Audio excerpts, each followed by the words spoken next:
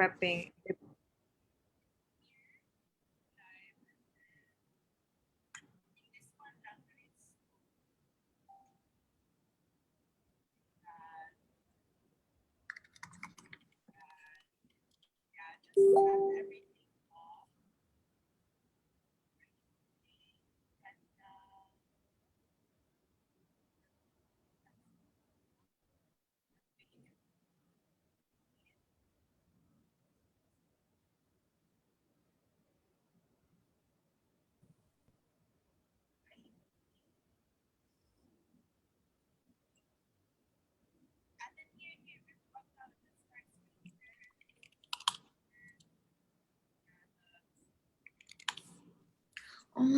Okay.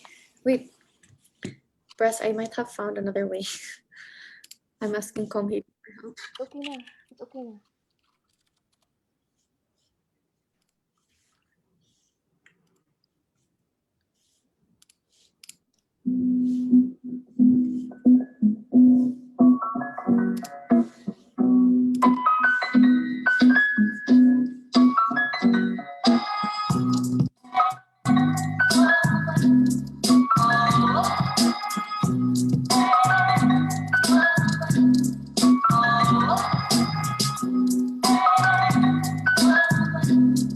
All right, good evening, everyone. We will be starting our Project 30 by 30 webinar in a while. Thank you so much for streaming in, and please invite your friends and family to watch the webinar as well.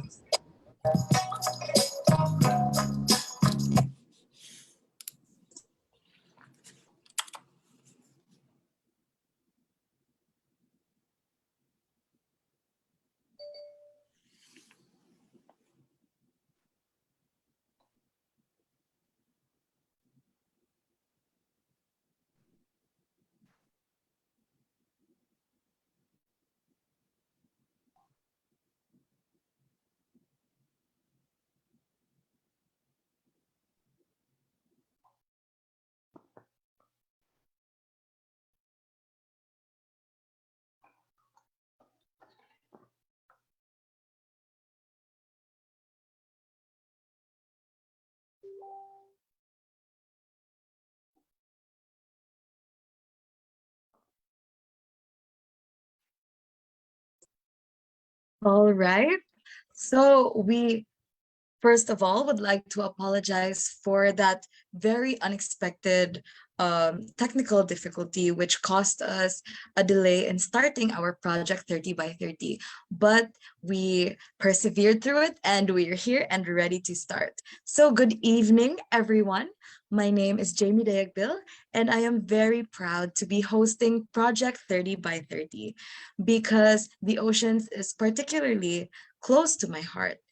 And we now call it the blue heart of our planet.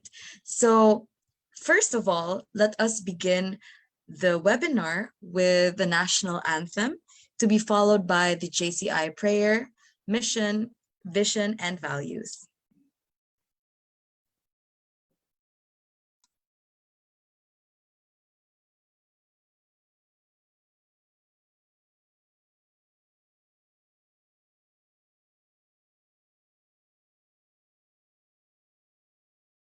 Alam ng puso sa likid mo'y buhay. Lupang hinihikang, tiyak na ng magiting. Sa manlulupin, di ka masisigil. Sa nagalang tutok sa simulan, sa langit mo wagaw. Ay tinatang tulagaw, sa pagkaya minamahal. Ang isang matawag mo'y matuloy manatili. Ang pituloy na parang ng kanyang pamay magtitindig. Kung mga araw ng walang ipansika, wala din sa piling mo. Ang ligaya ng kangay mamami, ang mamatay ng dahil sa'yo.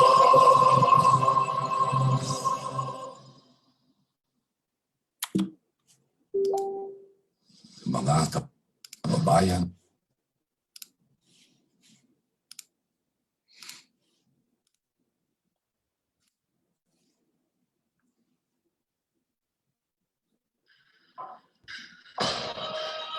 We believe that faith in God gives meaning and purpose to human life, that the brotherhood of men transcends the sovereignty of nations, that economic justice can best be won by free men through free enterprise, that government should be of laws rather than of men, that Earth's great treasure lies in human personality, and service to humanity is the best work of life.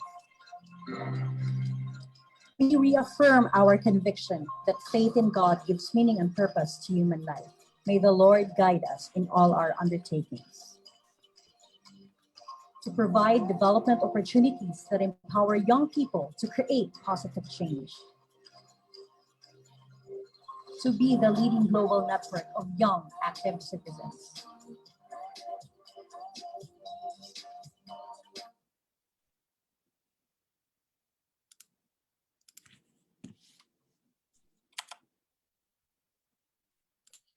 All right, so let's get the ball rolling.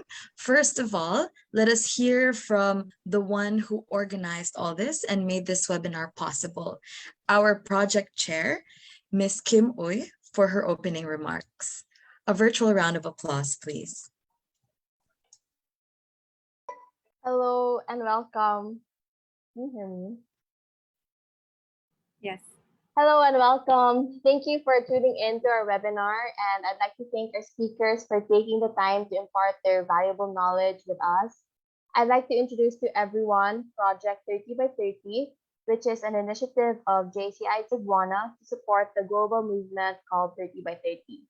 So 30 by 30 is a science-driven global campaign to protect at least 30% of our lands and waters by 2030 in order to protect biodiversity, bolster resilience to climate change, and address the issue of our underprotected ocean.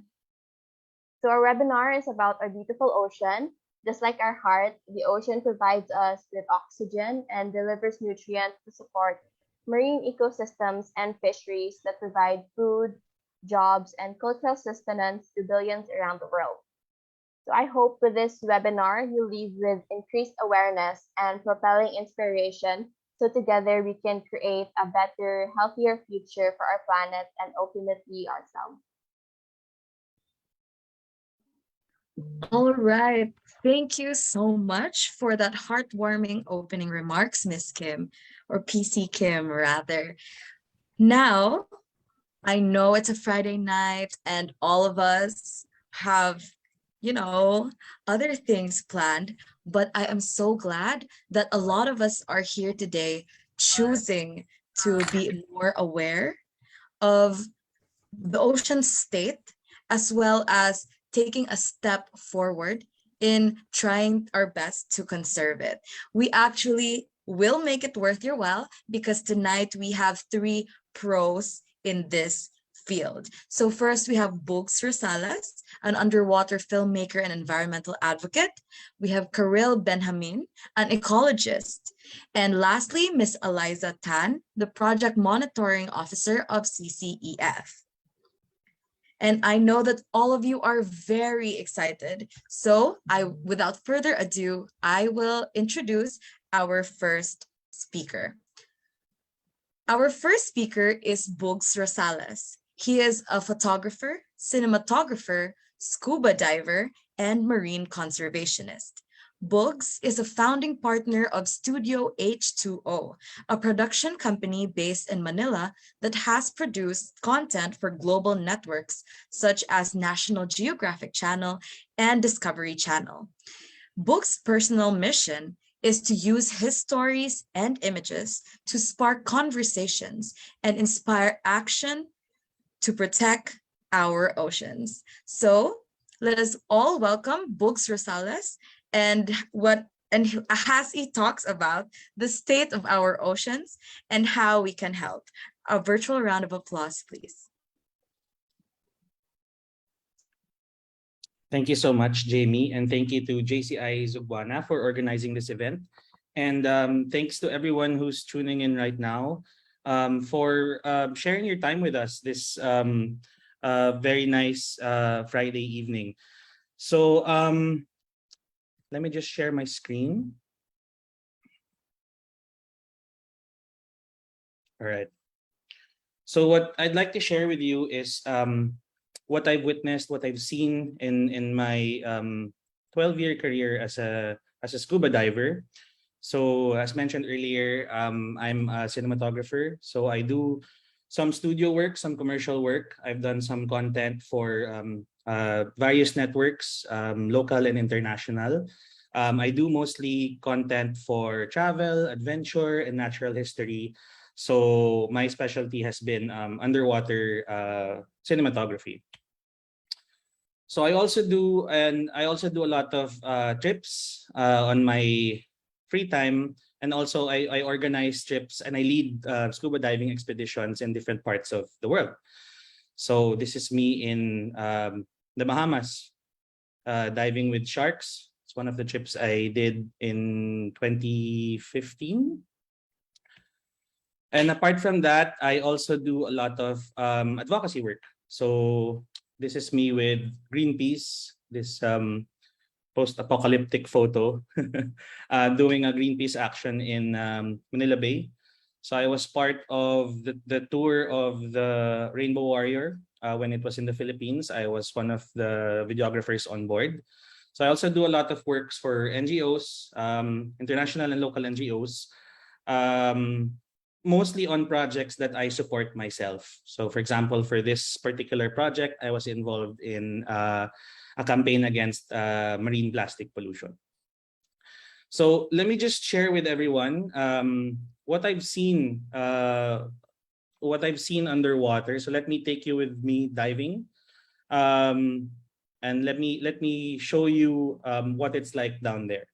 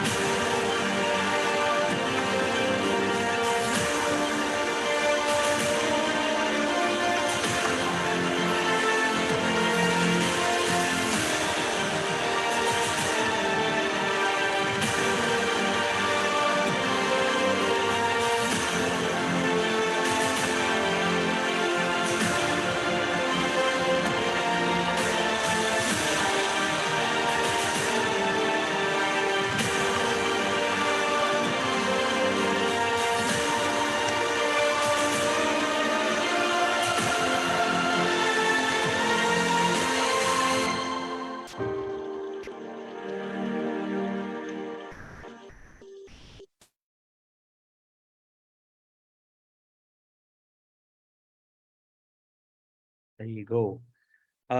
So I've been fortunate enough to have been able to go to these different places, meet some of these really majestic animals, these beautiful animals who call the ocean home. But it's not all beauty that you see underwater. The more time you spend underwater, the more you realize as well how much it has degraded in the past years. As I mentioned, I started diving around 2009, almost fresh off of college. And even in that short span of time, I've seen the ocean change so much already. There are so many places where we used to consistently see certain wildlife or certain coral cover, which has changed already. So for people who have been able to see the underwater world, it's also our responsibility to share the kind of degradation that we see underwater. So the ocean has a lot of pressing issues. So it's going to be a lot to cover. I don't think we have enough time to discuss everything. So there's so many complex issues that concern the ocean. One of them, for example, is sustainable tourism. This is a photo I took in Oslo, which has been pretty controversial place for the past few years. This was taken though when it wasn't yet very well managed. I don't know how it's being managed now, but as you can see, there's really way too many divers in the water. And this is something that can be seen in a lot of places, not just Oslo, where pretty much they can guarantee interactions with marine life. Another problem the oceans face is climate change. So we see a lot of coral bleaching because of the acidification of the oceans, because of increasing temperatures. We see a lot of storm damage as well, because we're seeing more and more extreme weather events. And as a lot of you might know, usually it's coral reefs that are the front lines for coastal communities and coastal areas when it comes to storm surges. Usually they're the most vulnerable. Usually they're the first hit and also the first line of defense. It's coral reefs and mangroves that really protect the coastline from storm damage. Then, of course, another concern is overfishing. So sustainable fishing is also something that we need to work towards. For example, just during this pandemic, there has been a lot of changes. I know it's kind of common for us to hear the usual narrative that in the past 2 years, nature has healed. We're starting to see more and more animals. We're seeing all those the dodo videos and videos of just animals showing up in the suburbs all of a sudden. But actually, there's another story that needs to be told underwater. For example, in places like Anilao, where this image was taken, a lot of the people who were working in the tourism sector, dive guides, boatmen, staff, resort staff, during the pandemic lost their jobs. So a lot of them also resorted to fishing. A lot of them had to fish for subsistence and also to make a living, which meant that a lot of the places where we would normally see boats of tourists, we were seeing a lot of fishing boats.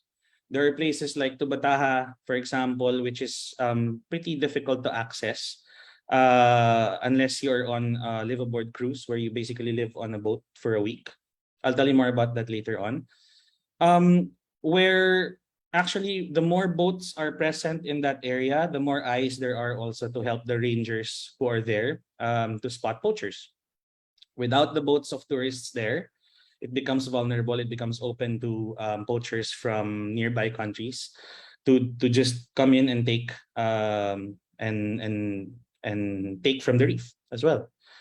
So what we noticed in Anilao, for example, is where we used to have reefs covered with colorful fish like this.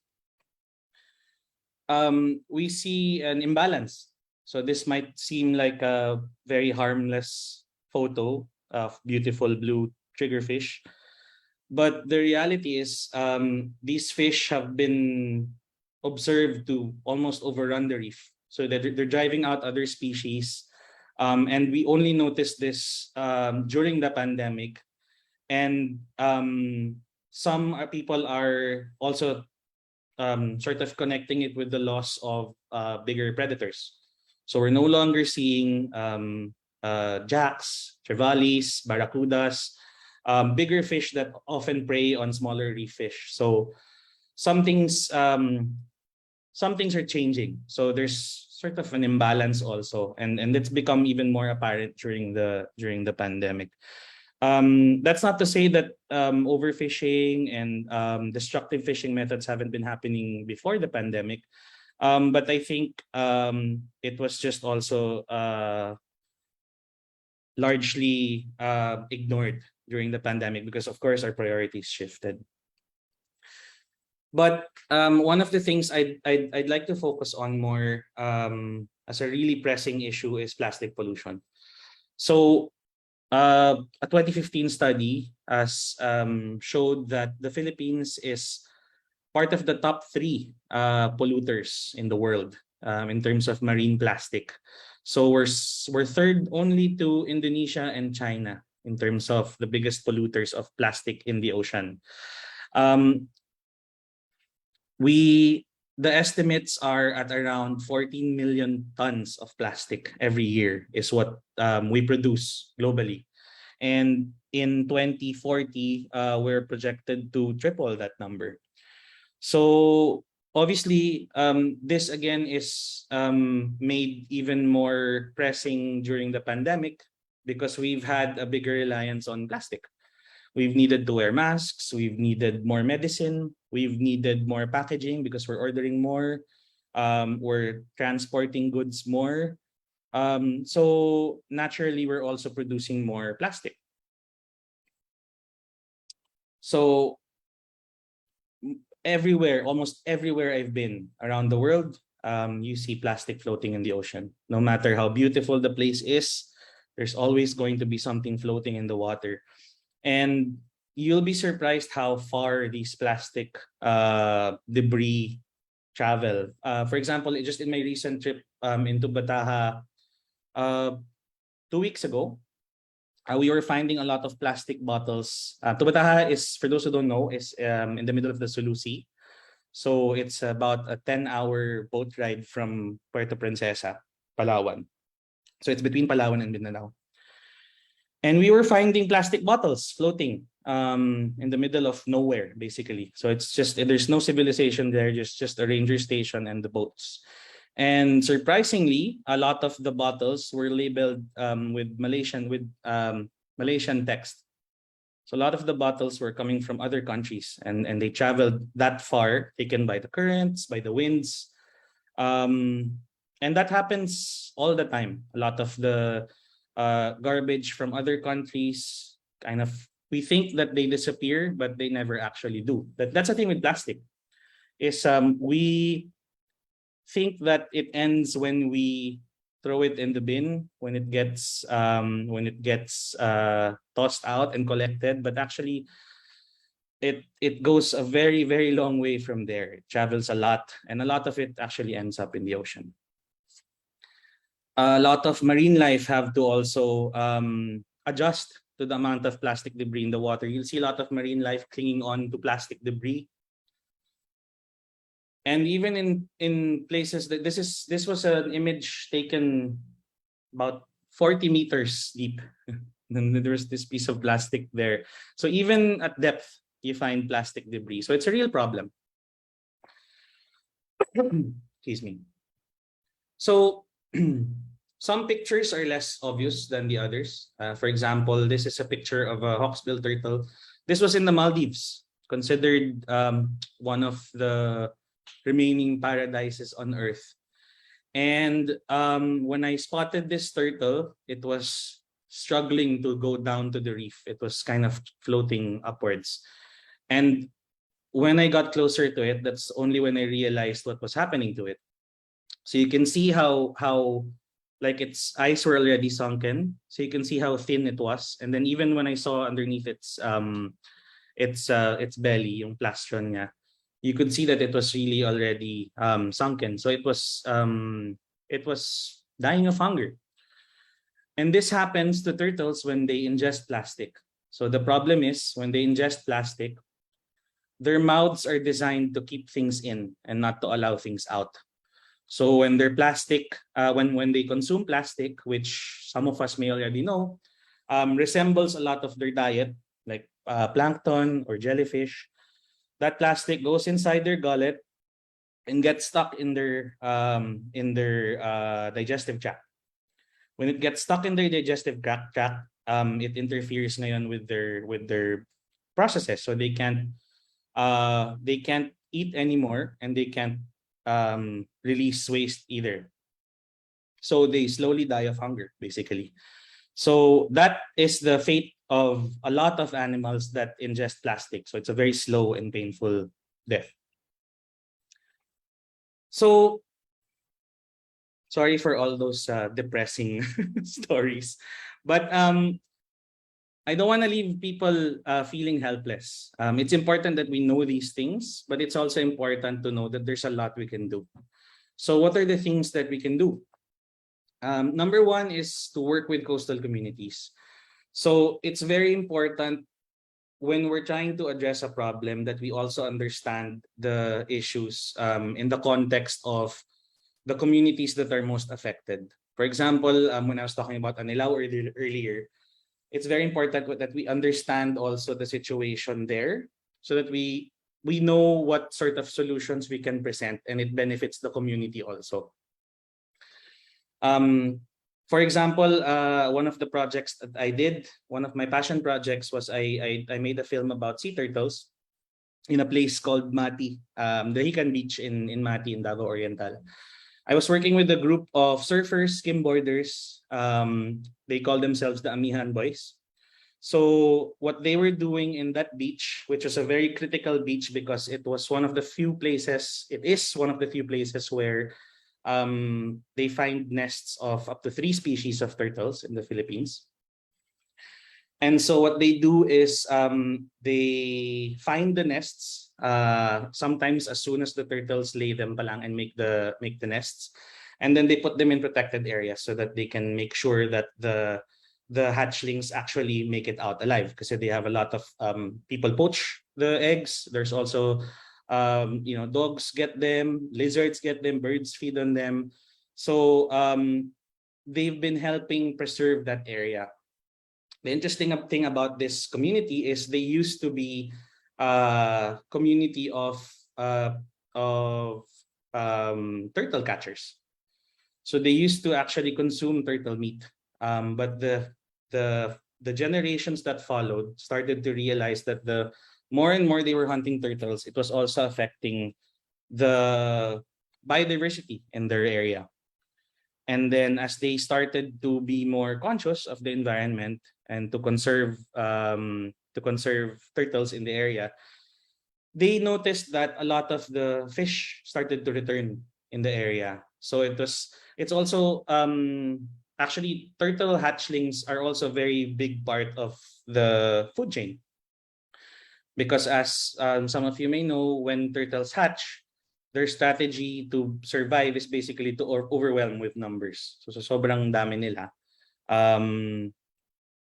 A lot of the predators in the area also feed on them. So that meant also that a lot of the fish were surviving on the turtles that were also being released in the area. So this in turn increased the catch in the community, and so it's helping them as well. So what you'll notice with a lot of the issues and the solutions that help towards those issues regarding the ocean, they actually also all come back to us. Whether it's for food security, whether if it's plastic, in the end, the plastic that we throw goes back to us.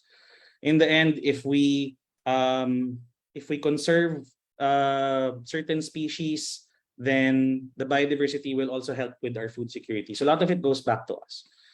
So it's very important to listen to people who are living in coastal communities because they also understand more than anyone actually what it means when the ocean is not giving resources to us anymore.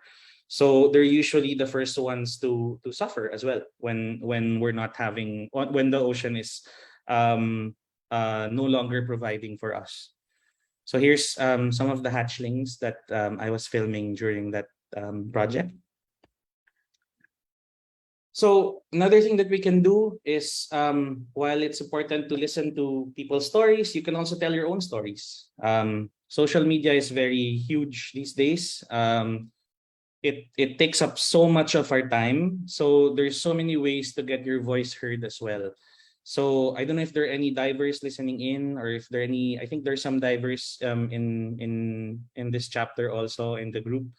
It's very important that you allow people also to see what you see. Just like what I have done today. A lot of people have not had the chance to see what's underwater.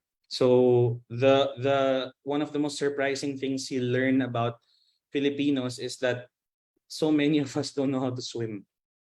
So uh, a lot of what we see as divers are actually like really alien to a lot of our other countrymen.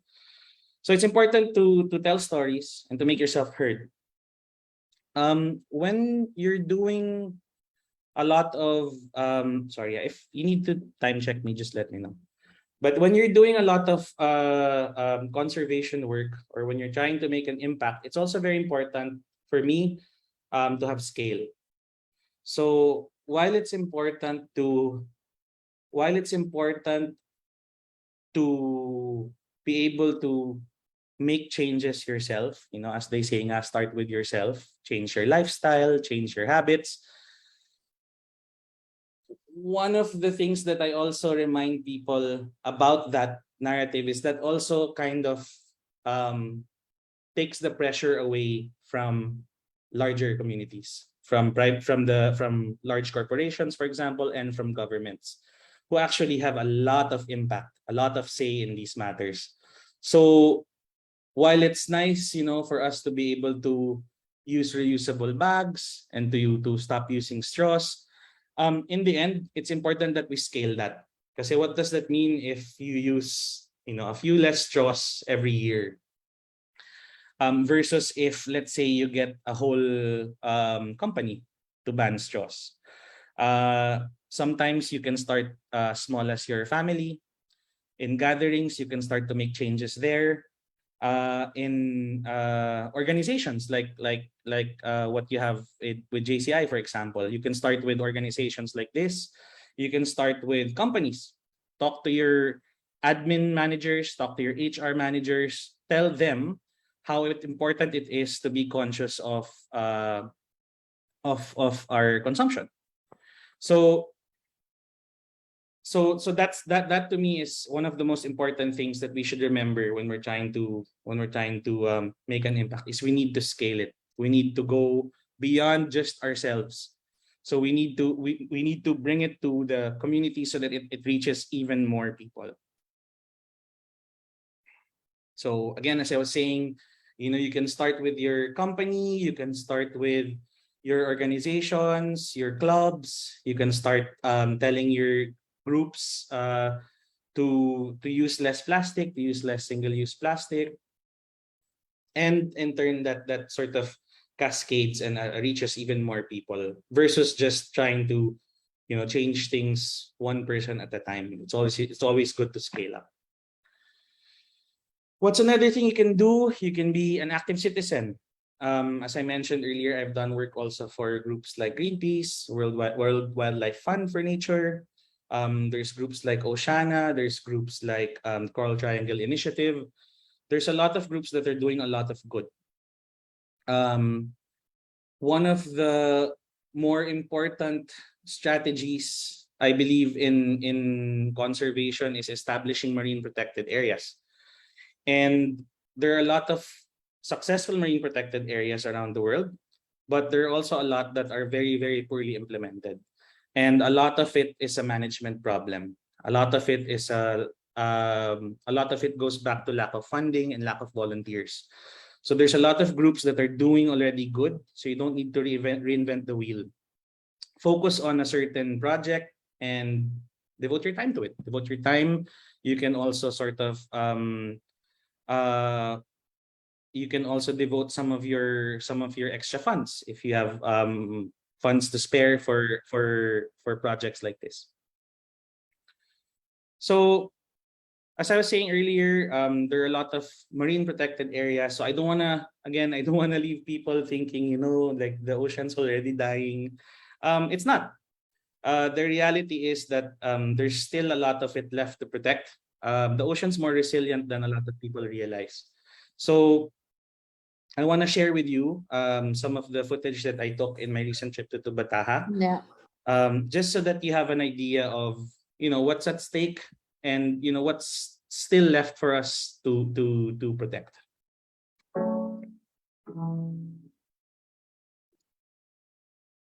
This was taken 2 weeks ago.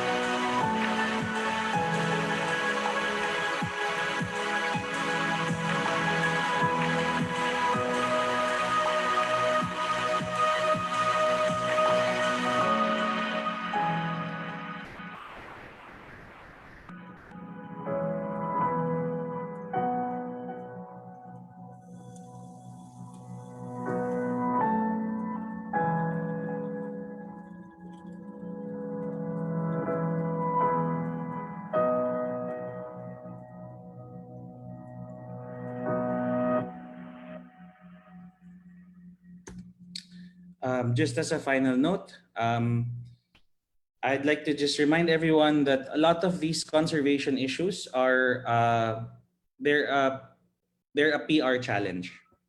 It's a communication challenge. So people who know how to communicate, people who can communicate by storytelling, who can share images, who can speak, um, can work hand in hand with scientists, with policymakers, and this is how we reach a lot of people. So if we frame it that way, we can, I think, better come up with solutions so that more people are aware of what's at stake and what's there to protect. So thank you very much, everyone. Wow, thank you so much, Sir Boggs. I personally love documentaries just because of the sincere hard work that's put into making one. So you showing just a glimpse of that, it really shows that you were willing to tell stories. You also listened to coastal communities and volunteered. And I guess that will resonate with us as we listen to different stories as well, tell our own and volunteer. So I think we have a question on our Facebook Live. Uh, oh, they're curious where we can see the films you make. I shared my IG We can find it. earlier. So I post a lot of my behind the scenes content there. Some of my reels I post there. Unfortunately, some of the more major productions I don't have online. They're on TV.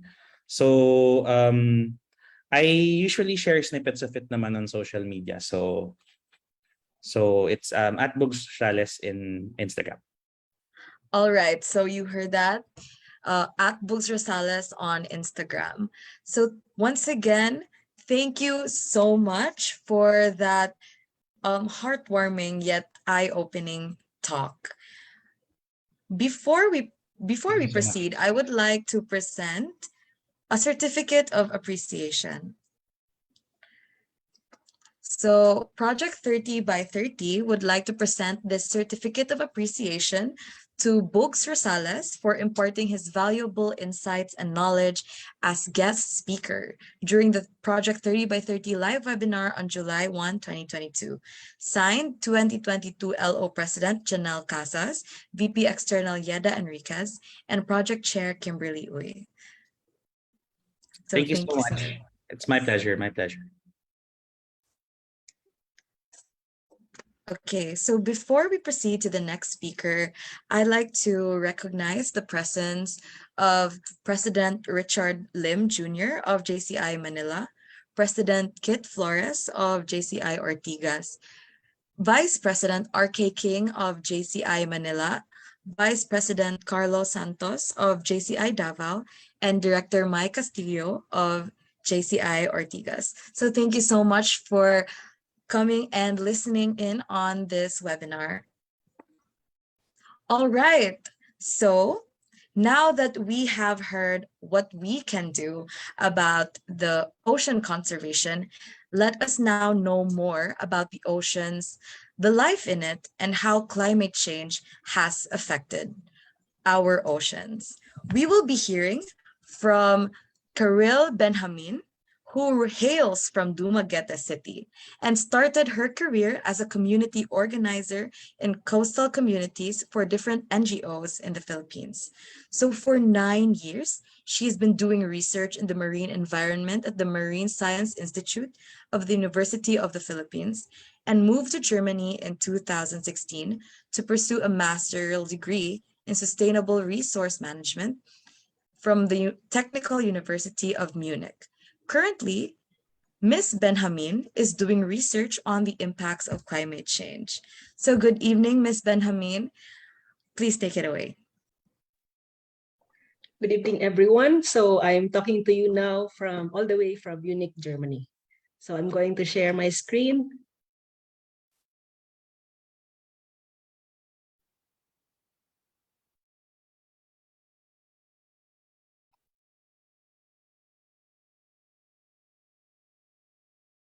Okay, so on this first slide, I'm just showing some casual pictures of my life as a researcher.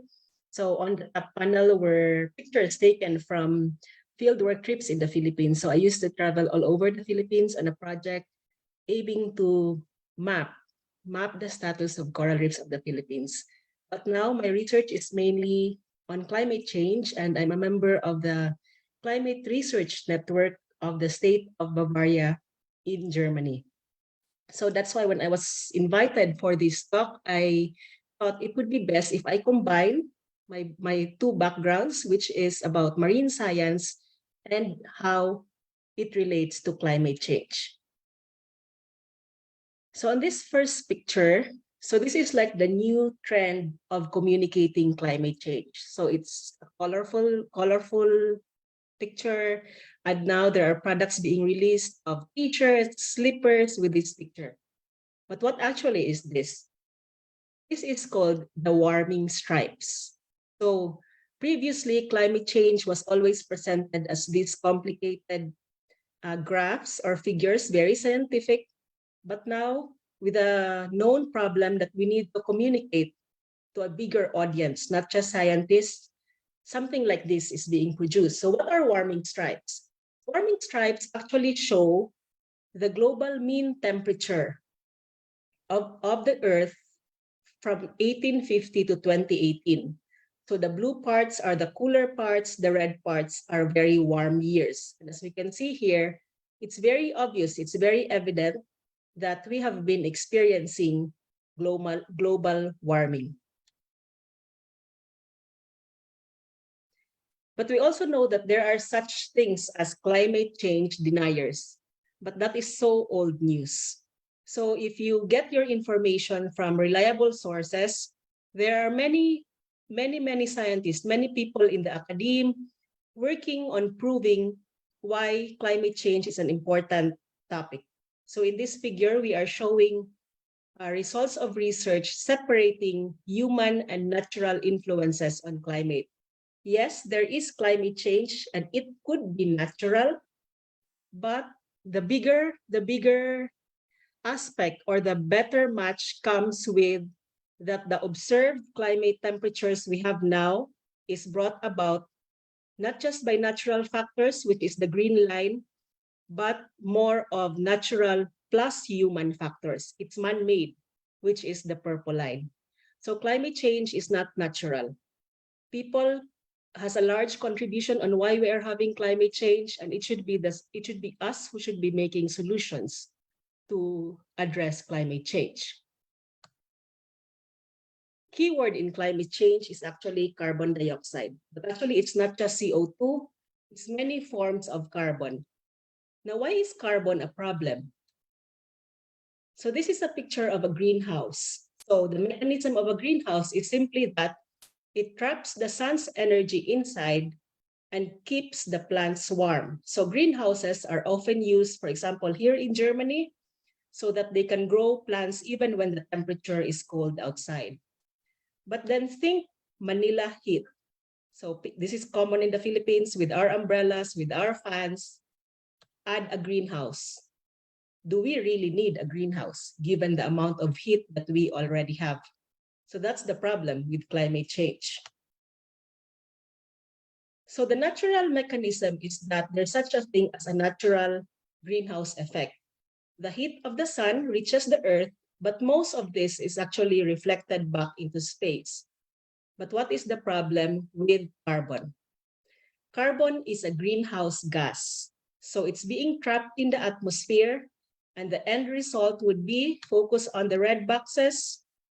Without an excess of CO2, CH4 in the atmosphere, most of the heat escapes back into space, and then we're fine. But then with a lot of CO2 in the atmosphere, less heat escapes into space, and that's why we have a very warm Earth. A warm Earth very far from normal. So when we talk of climate change, this is a very common picture. So we know that the ice caps are melting. The ocean or the Earth has been very warm and the ice caps are melting. Second, so I don't know if this is familiar to you. This is the Rialto Bridge in Venice. So Venice, very popular tourist attraction, but a few years back, Venice experienced a lot of flooding. So this is another photo. In fact, the headline from this photo was Venice will suffer from climate change. Although the problem in Venice is not just sea level rise, it's a combination of the city being sinking and then exacerbated by the fact that with sea warming, the ocean expands and the sea level rises. So that's why climate change is really a big threat to coastal communities just like the Philippines. So what are the contributors to sea level rise? One is thermal expansion. The ice caps are melting, more water is added into the ocean. But then second, it's really thermal expansion. When the ocean is warm, it expands and the sea level rises. So from measurements, again, a very scientific figure. So that from the measurements, we can look at the black line. This is what the satellites are recording from 1995 to 2020. So where does it match? Does it match with the explanation that the water is just expanding because it's warm? Does it match with the blue line, which says that it's mostly meltwater?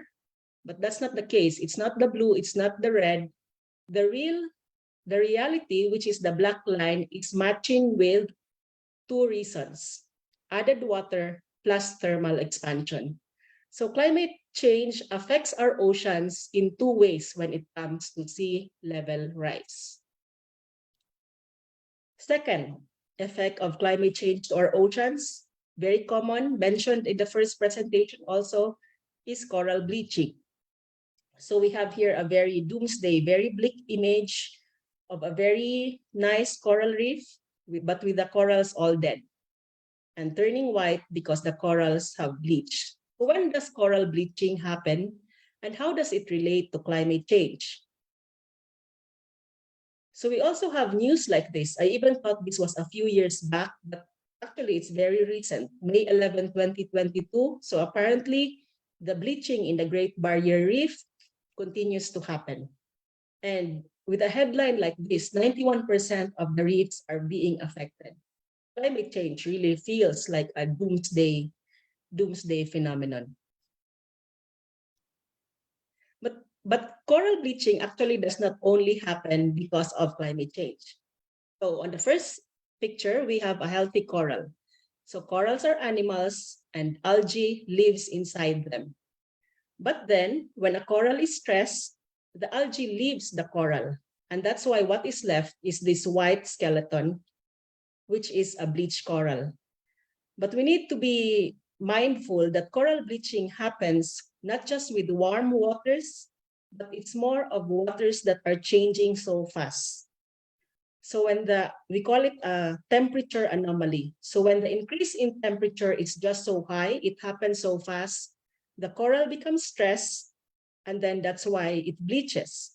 It's possible to recover if this stressor is removed, but then if the stress continues or if there's add-on stresses, then definitely the corals will die.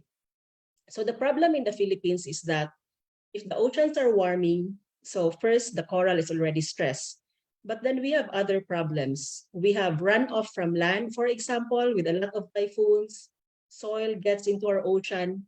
We have plastic pollution. So all the added stress, then the probability of a coral dying because of bleaching increases.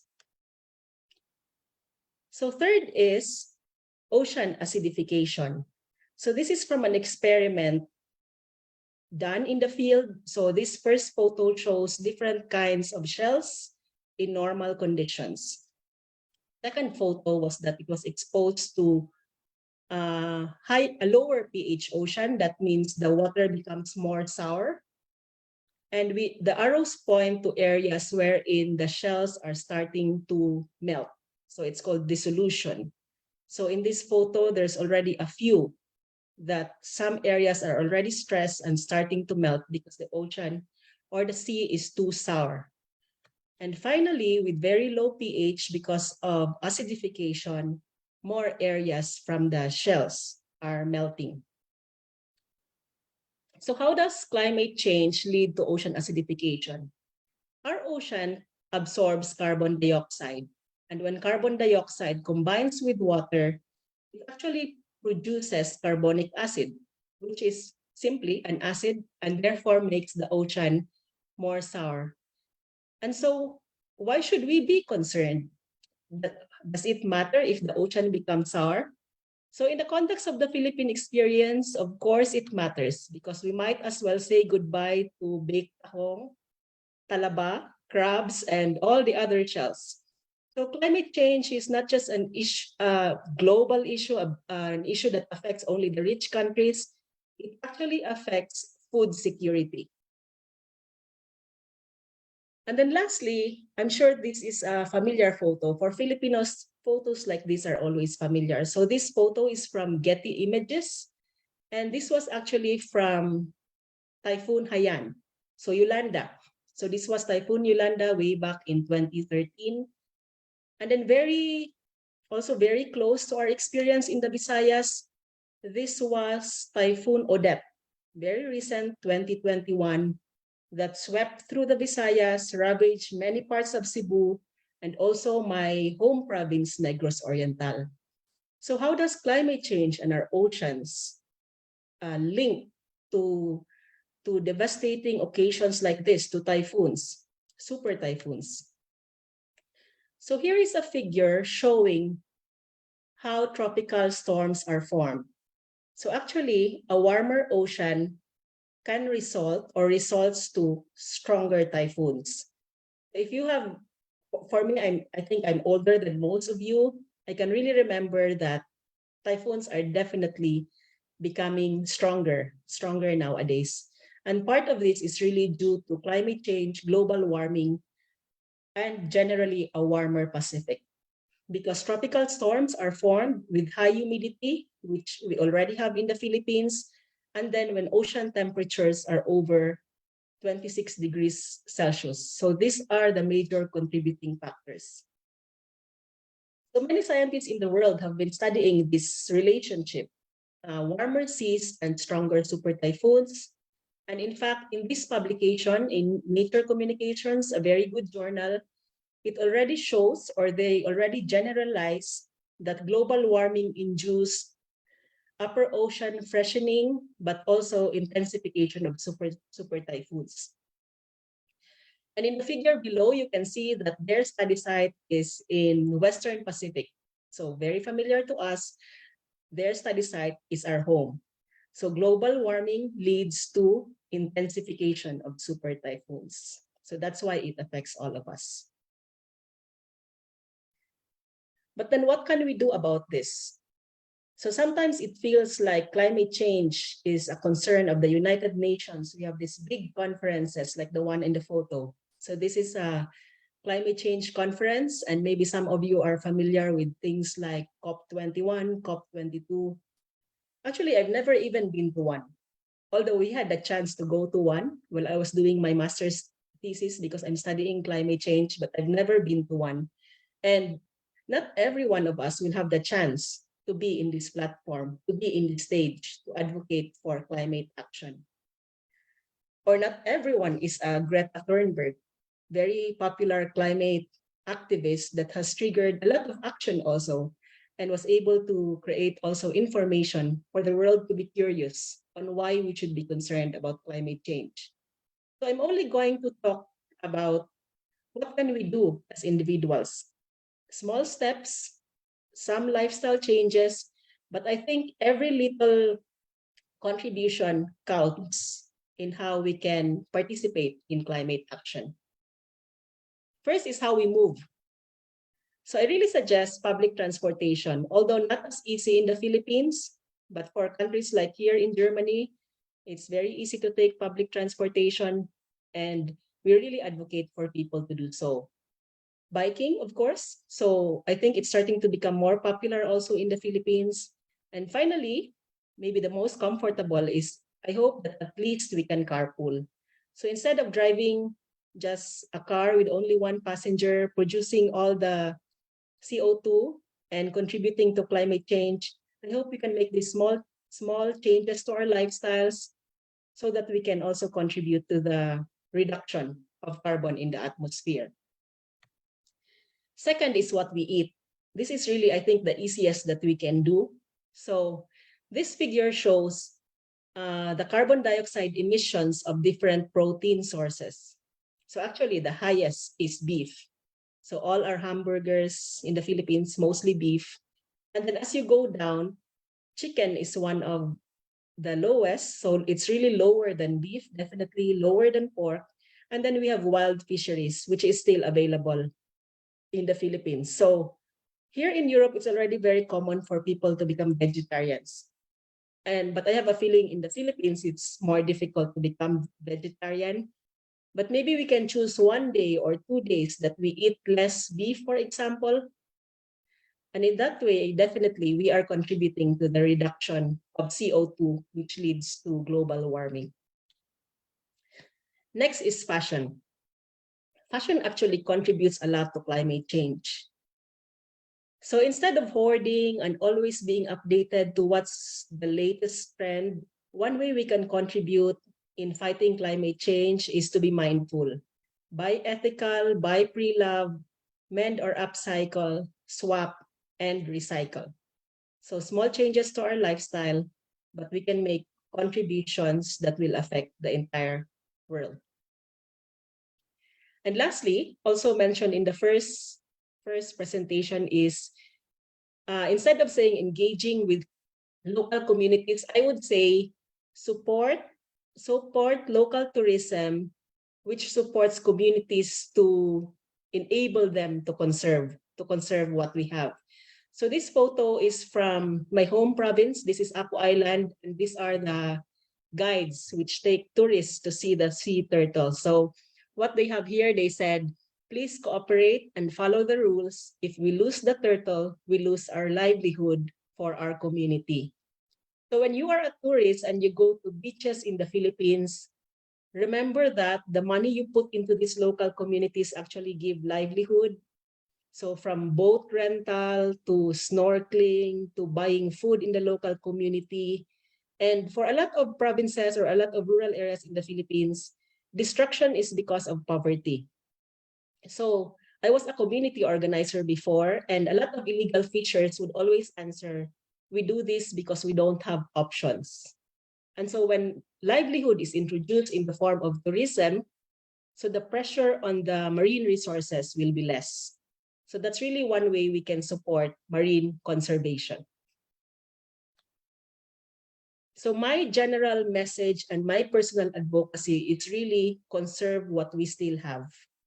So a lot of destruction is happening in the Philippines in terms of our marine resources, but there are still a lot of places with good corals. So this picture, for example, is from my home city, Dumaguete, and this is actually in front of the city.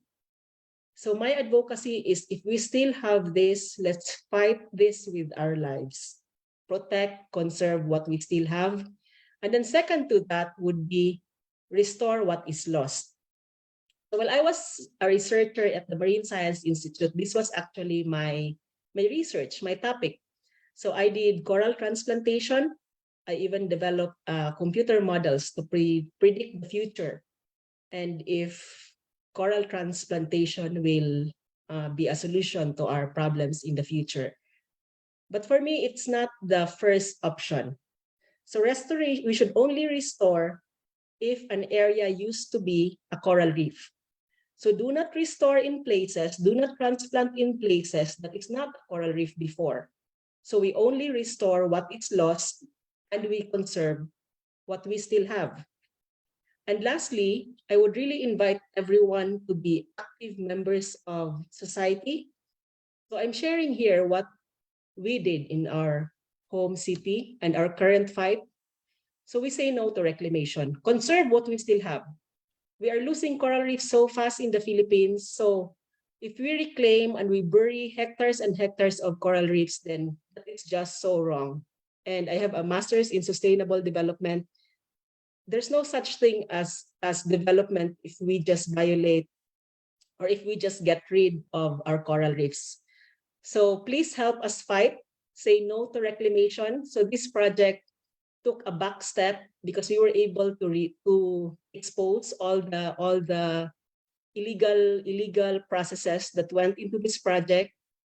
But I beg everyone to help us fight this issue, to help Dumaguete say no to reclamation. So I'm also sharing here that the Dumaguete lawyer who was one of the frontliners to this fight was my sister. So I was all the way to Germany, very disturbed because I love the ocean and I really appreciate our life in Dumaguete as a coastal city. And the way I contributed to this was, of course, I'm a scientist. I made presentations, I made PowerPoints, I made scientific research and gave them to local councilors. So not all of us can be, some of us could be good communicators, like the first presenter. I am a scientist. I think I'm not a good communicator. We have different talents. We have different skills, different experiences. So let us all use whatever we have to be able to conserve the marine environment, especially that we are in the Philippines and our lives depend on it. So thank you again to everyone for listening tonight, and I would love to entertain your questions. All right, thank you so much, Ms. Karil, for that very informative talk and for telling us how the destruction of the oceans would also destroy food securities and worsen the typhoons that happen so often here in our country. And I guess the big takeaway there was to make changes to our lifestyle, especially how we travel, what we eat, and even what we wear and buy. I guess it's a personal question. I was really curious. You've spent so much of your life towards environmental conservation. I'm curious just what got you started, you know? Actually, what got me started was my wise was really coastal communities. So when I was, I think, fourth year high school, I went to Apo Island. So Apo Island in the Philippines is one of the success stories in marine conservation. That it's community-based. It was the people really decided, and they chose their natural resources over anything else. And they fought for this for many years until now, creating alternative livelihood. So that was really my first why. So actually, for my bachelor's degree, I studied community development. So I was a social scientist working with fishing communities. But then I realized that we really need science. We need science to back our management decisions. So that's why I studied marine science. And now I wanted to elevate the discussion because climate change is a real threat. So that's why I moved to Germany and continue research on climate change. Wow, thanks so much. I love that. Just wow. All right. I think we have a question from the chat. How many years does it take to restore corals? To restore corals, it depends on the species. Some are fast growing, some are very slow. But my warning for coral restoration, a lot of people would think that it's already the solution. It's not. We're not there yet. So a lot of research has been done. Yes, a lot of species do survive. But for example, in my personal experience, I had a very nice coral restoration site. I even published this. I created a model. And then there was this 1 year of very warm seas. There was warming that year. Everything died. Everything died. So the risk is very high. So it could look very good 1 year, 2 years. But it's also very likely on the third year a typhoon would hit and everything will die. So a transplanted coral is very sensitive.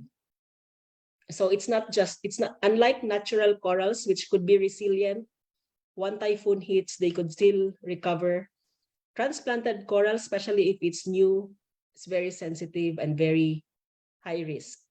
So I think there are already some success stories and the science is improving. So a lot of research is being done on this, but to scale it up also, it's very expensive. So a lot of effort in terms of like human power and also, for example, just if you compute the number of days you have to spend diving to do coral transplantation, it actually equates to something that's very expensive. That's why I would always say it's not the first solution, it's just an alternative. So the first one is really to conserve what we already have. Oh, okay. I see. Because, I think a lot of people would think, oh, then we're good now. But that's actually not true. So we can't be complacent about, the state of our ocean as of now. All right. Thank you so much, Ms. Karil, for that very informative talk again. And at this point, we would like to give you your certificate of appreciation.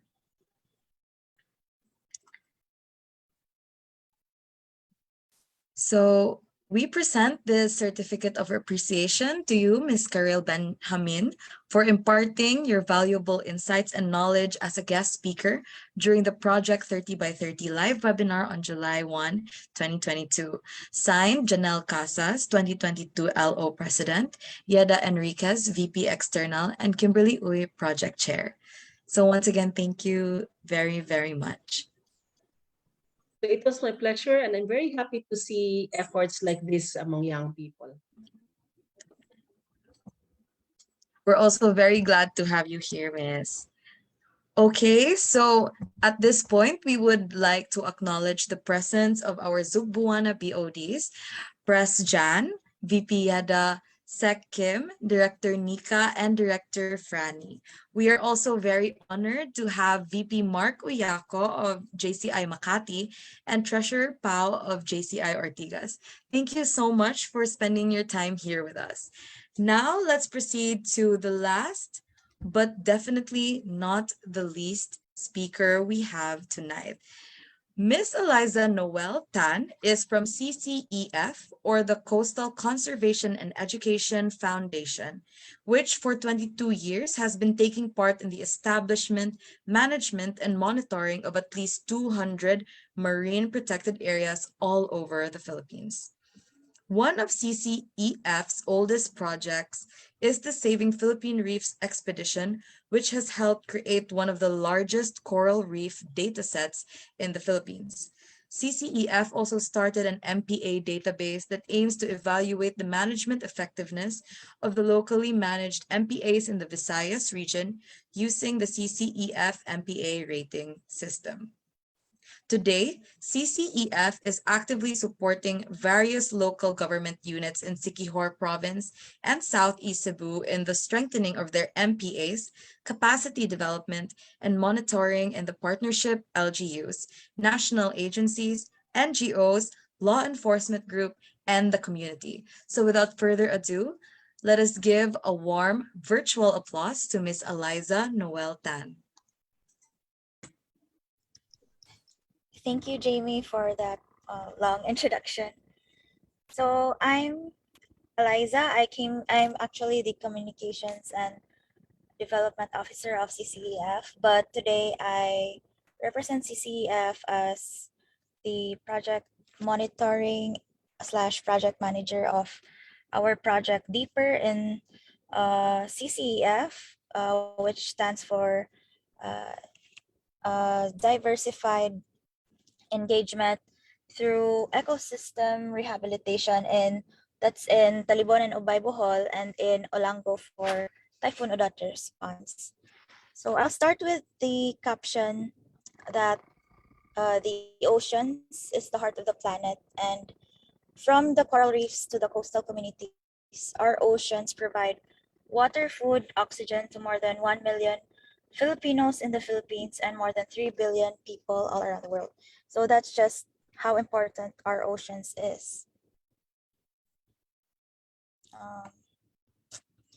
So the Philippines is coined as the center of marine biodiversity.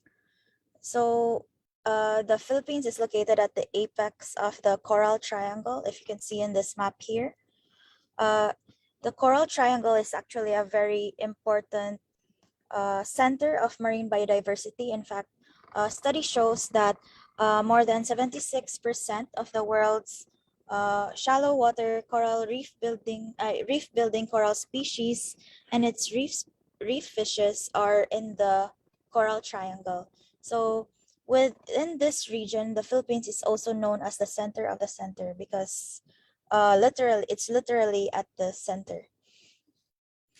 Then together with Indonesia, Philippines, Malaysia, Papua New Guinea, and the other countries, Philippines hosts the largest number of threatened coral reefs, and studies show that at least 95% of the all coral species in this area is under threat. So I think some parts of my PowerPoint have already been mentioned by the previous speakers, so I'll just go through some of the stuff here. So times are changing and so is our ocean. So like the previous speakers before me said, our oceans are faced with many threats, including illegal and destructive fishing, pollution, and urban conversion like reclamation. So climate change is adding to the many threats that the oceans is already facing. So, for example, warming ocean temperatures are causing massive coral bleaching, and shellfish and other calcium-building organisms are having difficulty building their skeletons because of increased ocean acidity and temperatures. So, our oceans are naturally vulnerable from different things like pollution, just a little bit change in temperature. In fact, coral reefs are very sensitive, just 1 degree Celsius change in temperature and they will bleach. And this has like a ripple effect on our oceans. In climate change, in the area of climate change, study shows that the Earth's average temperature has gone up up to 1.4 degrees Fahrenheit over the past century and is expected to rise as much as 11.5 degrees Fahrenheit over the next. Then typhoons in the Philippines have grown 50% stronger in the past 40 years due to warming seas. And one of the best examples of this is Typhoon Haiyan/Yolanda, which hit the Philippines, killing at least 6,300 people and affecting 11 million people in the Philippines. Then Typhoon Odette, which I think daghan nato naka-experience, killed at least 410 people in the Philippines and affected 9.9 people across the 6 worst hit regions in the Philippines. So that's how strong our typhoons are getting and how frequent they have become. But you can see here in this graph that the all living things on Earth weigh 550 gigatons, when humans only weigh 0.06 gigatons. But what are we doing with our planet? We are doing the 0.06 gigatons is killing the 550 gigatons in Earth. And we don't have a planet B. We only have one planet that we can protect and conserve. The good news is we have our coastal resources. One of the 3 main coastal resources that I will highlight in my presentation would be the mangroves, seagrass, and the coral reefs. Our coastal resources are at the front lines in protecting us from strong typhoons and in serving as carbon sinks for mitigating the impacts of climate change. So carbon sinks are they serve as murag in Bisaya pa kay sauranan siya of carbon, which they hold and absorb carbon to prevent them from going to the atmosphere. So the oceans, it is estimated that 39,000 gigatons of carbon currently reside in the oceans, while only 750 gigatons are in the atmosphere. Oceans currently absorb 2.4 gigatons of carbon per year. Then we have the mangroves. They sequester about 24 million metric tons of carbon in soil per year. And we have our seagrass. They sequester approximately 10% of the total carbon on Earth and annually 27.4 gigatons of carbon per year. So that's how important these coastal resources are in sequestering carbon and helping mitigate the impact of climate change. Also, together, coral, seagrass, and mangrove supply more protection services than any individual habitat or any combination of 2 habitats.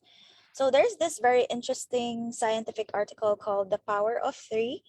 It highlights the power of mangroves, coral reefs, and seagrass habitats together when they are protected and they are intact. So most of the time, projects are protecting habitats only individually. So some projects only protect this part of the mangroves. They don't include the seagrass or the coral reefs. Some even plant on seagrass beds. Some plant the wrong types of mangroves in the wrong zonations. And just like Ma'am Karil said earlier, some also transplant corals in areas where it's not suitable for them to be transplanted, or in some of our some projects before that we see, we've also seen that when the area is not well enforced or it's not assessed that this area has strong coastal law enforcement, it's difficult to continue to start or continue a project there because it would go to waste. For example, if you decide to do coral rehabilitation in this area, but you were not able to assess that there is sufficient, or the coastal law enforcement in that area is strong, it might go to waste, because then the coral, uh, the coral reefs that were transplanted there would then become a fish aggregating device instead. And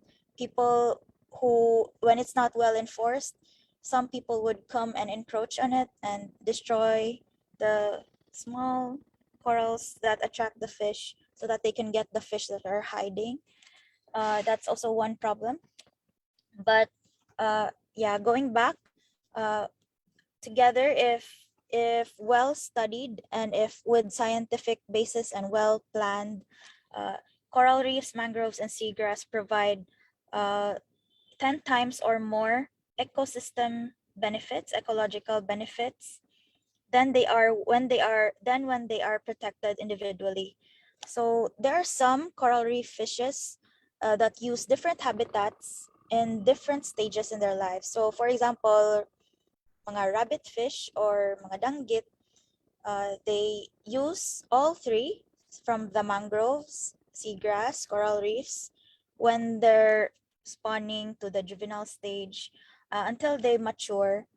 So it's very important that you don't only map out and protect just one habitat, but you protect all three. Also, another important thing why you should protect coral reefs, seagrass, and mangroves together is because studies show that when the three ecosystems are intact, they reduce wave energy by more than 90%. So although mangroves were proven to be the strongest in reducing wave energy, it shows in this study by Guanal et al. That the wave energy from the coral reefs to the seagrass to the mangroves to the beach forest, or if there's no beach forest, to the coastal communities, it gradually dissipates compared to when it's only just the mangroves there.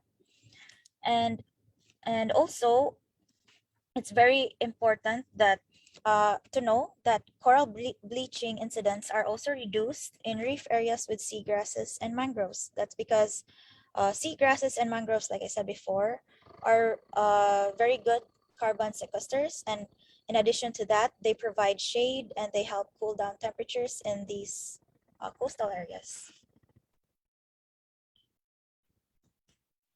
So CCEF is working hand in hand with local partners to facilitate in the recovery and restoration of our damaged coastal ecosystems and making sure that the affected communities are involved in managing them.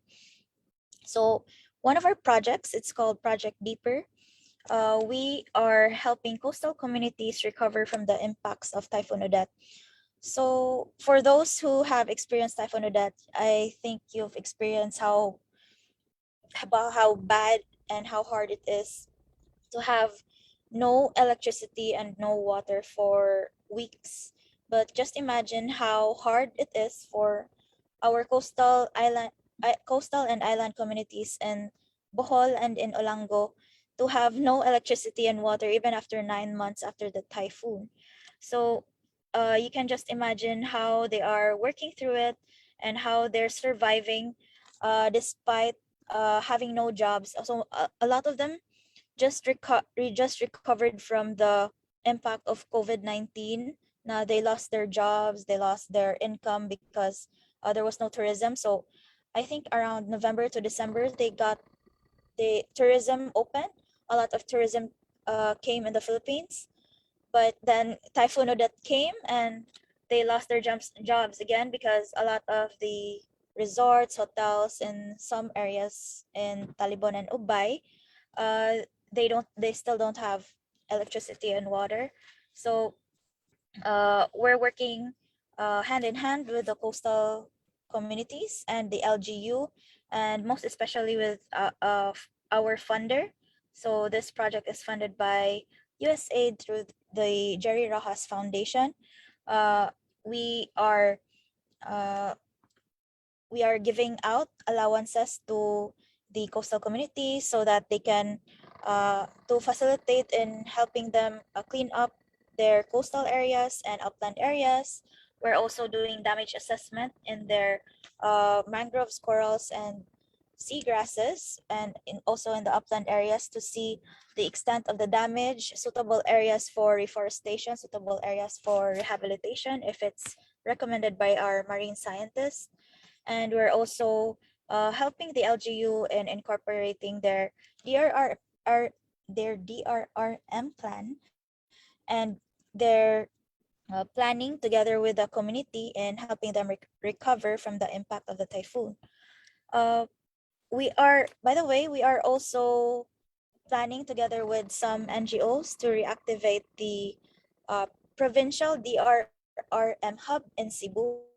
So we are going to launch it this July 22 to 23 in Ayala. Well, but it's not set in stone yet. But if you have time to come and look at what the NGOs have to offer, their programs, and what you are willing to volunteer or to support in, then please feel free to go there. And also, if you wish to help us with our projects in providing disaster response to coastal communities in Bohol and in Olango, then please feel free to send us an email. So also, we have our Land of Lujan campaign. So we just launched this year. Through our Land of Lujan campaign, we are reaching out to companies and private sectors to help us change the ending of this world's crisis. So by supporting this program, you will be supporting our different interventions to help save the planet. So we are only very few working in the marine and coastal conservation. So, but the issues, the problems, the ocean is so vast. So we really need your help, and by helping us, you are going to make an impact in our coastal communities, especially those affected by the typhoon. And also, you would help us provide equipment to our coastal law enforcement partners, and also teach the youth and teach the children on marine conservation. So that's my presentation is very short. And just a disclaimer, I'm not a marine biologist or marine scientist. So if you have scientific questions, you can just send it to me via email and I'll forward it to our expert. So thank you so much for giving JCI for giving me this time to present this presentation. And also thank you JCI Zagbuana for donating sacks during our incentives for conservation work in Olango. So thank you. All right. Thank you so much, Miss Eliza. We really loved your short but very concise talk. We definitely learned a lot, such as how the ocean mitigates, the effect of climate change. So I guess people were curious initially about how they can help or be a part of CCEF. So if you could just explain a little about that. So CCEF is honestly, we're limiting our volunteers to internships because we are we only have a very small space in Banilad, and we only have very few resources and laptops to provide for volunteers so that they can help. But if you want to maybe like one-time activity that you want to partner with us in, then you feel free to send us a message or on our Facebook page, or send us an email at info@coast.ph. All right. So let me just check for a while if we have more questions. In what way can our viewers contribute then, if not to be, official members of CCEF? Oh, so you mean in the disaster part? So Yeah. you can join our exhibit in Ayala. You can check and support our the launching of our provincial DRRM hub. We're actually looking for a lot of people to connect with and expanding the network. So we're in the DRRM hub, uh, we're trying to improve the mechanism for disaster preparedness and for disaster mitigation. So to do that, we need to expand our network and to map out the resources that people have and the even the manpower that you have in case there's a disaster that's coming or disaster that already happened, then we can reactivate that. And you can be a part of that by volunteering in the different NGOs that might be displaying there. So yeah. Okay, thank you so much. I guess we will be seeing each other in Ayala sometime this month. So at this juncture, we would like to give you your certificate.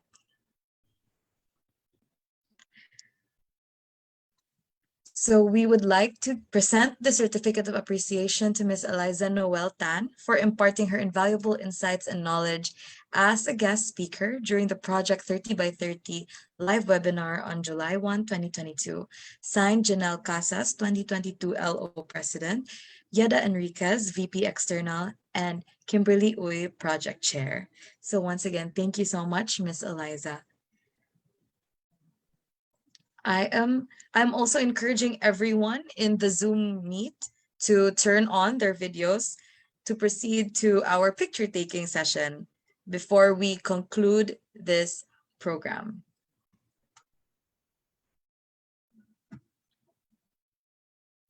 Feel free to turn on your video, guys, if connection permits.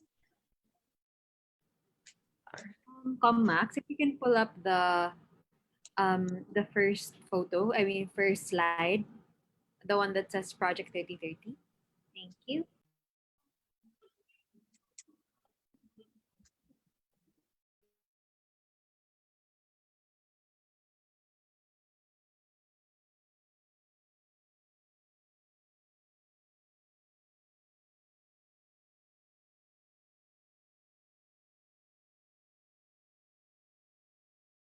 Take a photo in 3, 2, 1. One more. 1, 2, 3. Thank you. All right, thank you so much for turning on your cameras for that picture taking session. At this point, let us properly conclude the Project 30 by 30 webinar by hearing from none other than the JCI Zubuana President, President Janelle Casas. A warm virtual round of applause.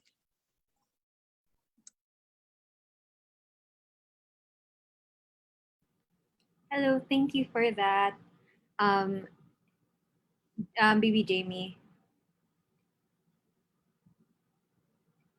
So our speakers tonight, Sir Bugs Rosales, Miss Karel Benjamin, Miss Eliza Noel Tan, Synergy Presidents, JCI Zugbuana 2022 Board of Directors, JCI members, friends, guests, good evening.